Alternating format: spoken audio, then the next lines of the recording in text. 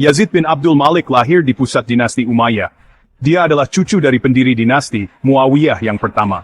Ayahnya, Abd al-Malik, memperkuat kekuasaan Umayyah selama masa pemerintahannya. Yazid tumbuh besar di tengah kemegahan dan kekuatan istana khalifah di Damaskus. Dia menyaksikan secara langsung kompleksitas memerintah kerajaan yang luas. Bahkan sebagai pangeran muda, Yazid dikenal karena kecerdasannya dan kecintaannya pada hal-hal yang indah. Dia mengembangkan hasrat untuk puisi, musik, dan seni. Meskipun seleranya halus, Yazid tidak terlindungi dari kenyataan kekuasaan. Dia mengamati manuver politik ayahnya. Dia belajar tentang tantangan yang ditimbulkan oleh suku-suku yang memberontak dan saingan yang ambisius. Sang pangeran muda kemungkinan berpartisipasi dalam diskusi istana. Dia tentu menerima pendidikan yang layak untuk seorang pangeran Umayyah. Pendidikan ini membentuk pemahamannya tentang dunia dan pendekatannya terhadap pemerintahan. Jalan Yazid menuju kekhalifahan tidaklah mudah. Dia bukan putra tertua Abd al-Malik. Kakak laki-lakinya, Al-Walid yang pertama, naik tahta setelah kematian ayah mereka. Selama pemerintahan Al-Walid, Yazid kemungkinan terlibat dalam administrasi kerajaan. Dia mungkin memegang jabatan gubernur atau posisi penting lainnya. Ini memberinya pengalaman berharga. Ini juga memungkinkannya untuk membangun jaringan pengikutnya sendiri, yang setia di dalam elit Umayyah. Ketika Al-Walid meninggal, putranya Sulaiman menjadi khalifah. Sulaiman menunjuk Yazid sebagai penggantinya. Ini adalah keputusan yang signifikan. Ini melewati klaim putra Sulaiman sendiri. Ini menunjukkan bahwa Yazid telah mengumpulkan dukungan yang cukup besar dalam keluarga yang berkuasa. Ini juga mengisyaratkan reputasinya sebagai pemimpin yang cakap. Namun, pemerintahan Sulaiman berumur pendek. Yazid akan segera mendapati dirinya didorong ke posisi khalifah, menghadapi tantangan dan tanggung jawab besar yang datang dengan memerintah kerajaan Umayyah yang luas. Pada tahun 720 Masehi, kekhalifahan Umayyah berada di persimpangan jalan.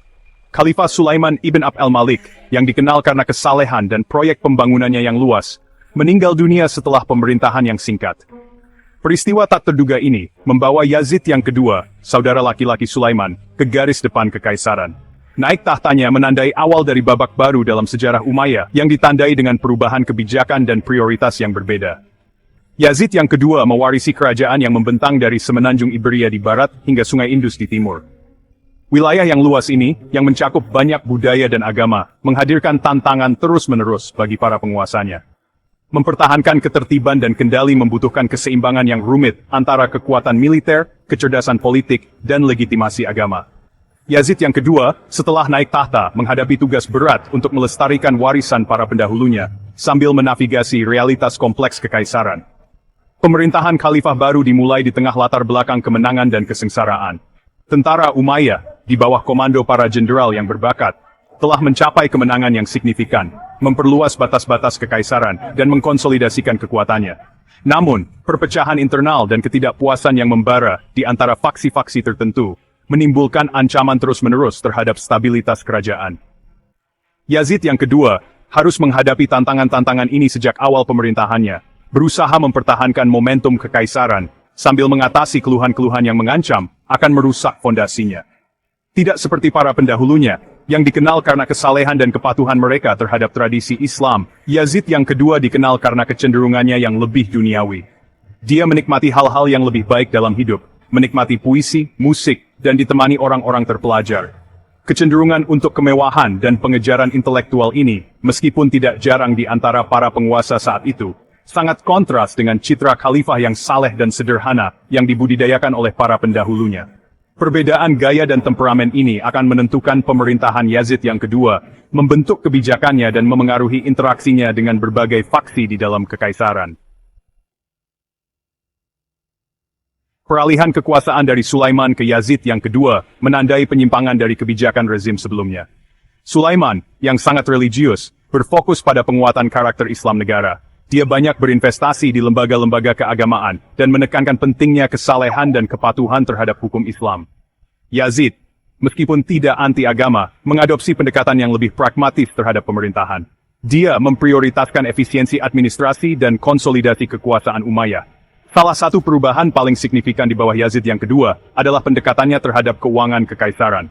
Sulaiman telah memulai proyek-proyek pembangunan yang ambisius dan memperluas sistem kesejahteraan sosial. Inisiatif-inisiatif ini, meskipun terpuji, membebani keuangan. Yazid menyadari perlunya kehati-hatian fiskal membatasi beberapa pengeluaran ini. Dia berfokus pada penyederhanaan pemungutan pajak dan pengurangan pemborosan pemerintah. Pendekatan pragmatis ini, meskipun tidak populer di kalangan beberapa segmen masyarakat, bertujuan untuk memastikan stabilitas ekonomi jangka panjang kekaisaran. Yazid yang kedua juga membuat perubahan pada struktur administrasi kekhalifahan. Dia menyadari bahwa luasnya kekaisaran membutuhkan sistem pemerintahan yang lebih terpusat. Untuk tujuan ini, dia menunjuk gubernur berdasarkan loyalitas dan kompetensi mereka, daripada ikatan keluarga atau afiliasi suku mereka. Dia memperkuat birokrasi pusat di Damaskus. Dia berusaha untuk meningkatkan akuntabilitas dan mengurangi korupsi di dalam pemerintahan provinsi. Reformasi ini, meskipun dimaksudkan untuk meningkatkan efisiensi negara, juga berfungsi untuk mengkonsolidasikan kekuasaan di tangan khalifah. Lebih lanjut, kebijakan luar negeri Yazid yang kedua berbeda dari pendahulunya. Sulaiman telah meluncurkan kampanye penaklukan yang ambisius, mendorong batas-batas kekaisaran lebih jauh ke timur ke Asia Tengah, dan lebih jauh ke barat ke semenanjung Iberia. Yazid, meskipun tidak sepenuhnya meninggalkan ambisi ekspansionis, mengadopsi pendekatan yang lebih hati-hati. Dia berfokus pada konsolidasi kendali atas wilayah yang baru ditaklukkan. Dia memprioritaskan pengamanan perbatasan kekaisaran terhadap ancaman eksternal. Pergeseran strategi ini mencerminkan pemahaman yang lebih pragmatis tentang sumber daya kekaisaran dan keterbatasan kekuatan militer. Bagian 4, kampanye militer dan perselisihan internal. Pemerintahan Yazid II tidak terlepas dari tantangan militer. Sementara ia berusaha untuk mengkonsolidasikan kepemilikan kekaisaran, ia menghadapi perlawanan dari berbagai pihak. Di timur, orang-orang Arab mendapati diri mereka dalam konflik terus-menerus dengan Turgesh, sebuah konfederasi nomaden yang kuat yang berbasis di Asia Tengah. Turgesh, di bawah kepemimpinan Khagan mereka, Suluk, telah memperluas pengaruh mereka di wilayah tersebut. Mereka menimbulkan ancaman yang signifikan terhadap perbatasan timur Umayyah. Pada tahun 721, Suluk melancarkan serangan besar-besaran terhadap Umayyah, yang mengarah ke pertempuran Defail. Pertempuran ini, yang terjadi di celah-celah sempit pegunungan Pamir, terbukti menjadi bencana bagi Umayyah. Turgesh, menggunakan pengetahuan mereka tentang medan untuk keuntungan mereka, menimbulkan banyak korban pada tentara Arab. Pertempuran Defail merupakan kemunduran yang signifikan bagi Yazid II. Ini mengekspos kerentanan perbatasan timur Umayyah dan mendorong musuh-musuh mereka. Perselisihan internal juga mengganggu pemerintahan Yazid II. Khawarij, sebuah sekte radikal dalam Islam yang menentang dinasti Umayyah, terus menimbulkan ancaman bagi stabilitas kekaisaran. Khawarij percaya bahwa kekhalifahan harus didasarkan pada kesalehan dan prestasi, bukan garis keturunan. Mereka menolak klaim Umayyah atas kekhalifahan sebagai tidak sah. Mereka melancarkan pemberontakan sporadis di seluruh kekaisaran, berusaha untuk menggulingkan dinasti Umayyah, dan membangun pemerintahan mereka sendiri. Yazid II menghadapi pemberontakan Khawarij yang sangat berbahaya di Irak. Pemberontakan itu dipimpin oleh seorang pengkhotbah karismatik bernama Al-Dahhak ibn Qais al-Shaybani. Al-Dahhak mengumpulkan banyak pengikut di antara suku-suku Arab yang tidak puas di Irak. Dia merebut kendali atas beberapa kota, menimbulkan tantangan serius bagi otoritas Umayyah. Yazid II mengirim pasukan besar untuk memadamkan pemberontakan. Setelah serangkaian pertempuran berdarah, pasukan Umayyah akhirnya menghancurkan pemberontakan dan membunuh Al-Dahhak. Bagian 5. Bayangan ikonoklasme. Salah satu aspek paling kontroversial dari pemerintahan Yazid II adalah pendiriannya pada citra religius, sebuah kebijakan yang akan memiliki dampak jangka panjang. Selama periode ini, perdebatan berkecamuk di dunia Kristen mengenai penggunaan ikon dalam praktik keagamaan. Perdebatan ini, yang dikenal sebagai ikonoklasme Bizantium, telah meluas ke kekhalifahan Umayyah, tempat populasi Kristen yang signifikan berada, khususnya di Suriah dan Mesir. Dipengaruhi oleh faksi teolog yang memandang pemujaan ikon sebagai penyembahan berhala, Yazid II mengeluarkan dekret yang memerintahkan penghapusan semua gambar Kristen dari tempat ibadah dan ruang publik. Dekret ini, meskipun berakar pada argumen teologis, juga memiliki implikasi politik. Dengan menegaskan otoritasnya atas masalah-masalah keagamaan, bahkan yang berkaitan dengan komunitas non-Muslim, Yazid II bertujuan untuk memperkuat cengkeramannya pada kekuasaan dan memproyeksikan citra pemerintahan absolut. Dekret ikonoklastik mengirimkan gelombang kejut melalui komunitas Kristen kekhalifahan. Banyak orang Kristen memandang dekret itu sebagai serangan terhadap iman mereka dan pelanggaran terhadap kebebasan beribadah mereka. Kebijakan tersebut memicu perlawanan dan kebencian, terutama di daerah-daerah dengan populasi Kristen yang besar. Sementara dekret itu tidak sepenuhnya ditegakkan dan bervariasi dalam penerapannya di seluruh kekaisaran, tetap saja menabur benih ketidakpuasan dan berkontribusi pada meningkatnya ketegangan antara penguasa Muslim dan rakyat Kristen mereka. Kebijakan ikonoklastik Yazid II, meskipun kontroversial, mencerminkan tren yang lebih luas dalam kekhalifahan Umayyah menuju bentuk pemerintahan yang lebih terpusat dan absolut. Dengan menegaskan kendali atas masalah-masalah keagamaan, bahkan di dalam komunitas non-Muslim, para khalifah Umayyah bertujuan untuk mengkonsolidasikan kekuasaan mereka dan melegitimasi otoritas mereka.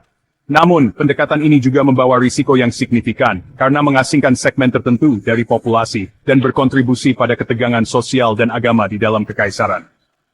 Warisan ikonoklasme Yazid II akan terus membentuk hubungan antara Muslim dan Kristen dalam kekhalifahan selama berabad-abad yang akan datang.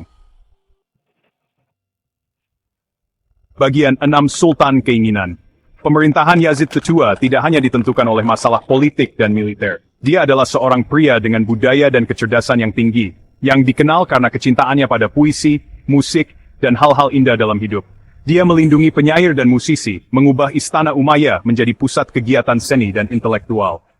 Komposisi puisinya sendiri, meskipun hanya sedikit yang bertahan hingga hari ini, dikatakan berkualitas luar biasa, mencerminkan sifat sensitifnya dan pengamatannya yang tajam terhadap kondisi manusia. Namun, cinta Yazid II yang penuh gairah untuk seorang selir bernama Hababah menjadi legenda. Hababah, seorang wanita cantik dan cerdas yang asal-usulnya tidak diketahui, merebut hati khalifah sepenuhnya. Dia menghujaninya dengan hadiah dan kasih sayang, menggubah puisi untuk menghormatinya yang berbicara tentang cintanya yang membara.